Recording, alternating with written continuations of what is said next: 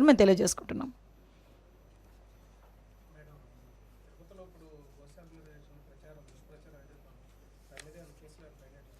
Already case కడుతున్నామండి. ఎందుకంటే విషయం ఏంటంటే ఇప్పుడు తిరుపతి అనేసరికి ఒక ఆధ్యాత్మిక ప్రదేశం, దాని మీద చాలా సెంటిమెంట్ ఉంటుంది.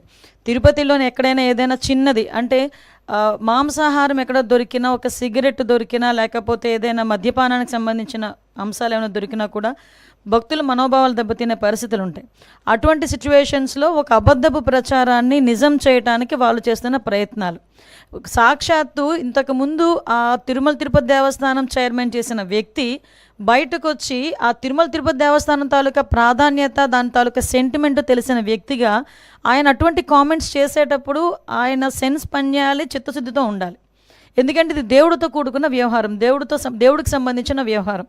ఇప్పుడు ఏదో మత సంబంధించిన ఘర్షణలు తీసుకురావాలి, ఎక్కడో law and order issues create అవ్వాలి కాబట్టి ఈ రకంగా మనం చేయటం. ఇంతకుముందు మీకు తెలుసు ఒక పింక్ డైమండ్ అని చెప్పి ఒక రకమైన దుష్ప్రచారం చేశారు. అరే అసలు పింక్ డైమండే లేదు అని చెప్పి ఆర్కియాలజీ డిపార్ట్మెంట్ వాళ్ళు కూడా బయటకు వచ్చి చెప్పే పరిస్థితి వచ్చింది. అంటే ఏదో రకంగా తిరుమల తిరుపతి దేవస్థానం అంటే ప్రజల సెంటిమెంటు, దాని మీద ఒక బురద జల్లితే గవర్నమెంట్కి చెడ్డ పేరు వస్తుంది, దానివల్ల పూలన మత ఘర్షణలు తీసుకురావచ్చు అని ఒక దురాలోచనతో వాళ్ళు చేస్తున్న కామెంట్స్ తప్పించి వీటిలో నిజం లేదు అని నిన్న నిజాలు ఈవో శ్యామలారావు గారు చాలా క్లియర్గా చెప్పారు.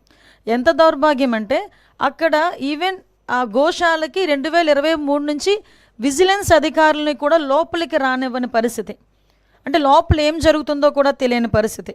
అదేవిధంగా కనీసం ఆవులకి ఇచ్చే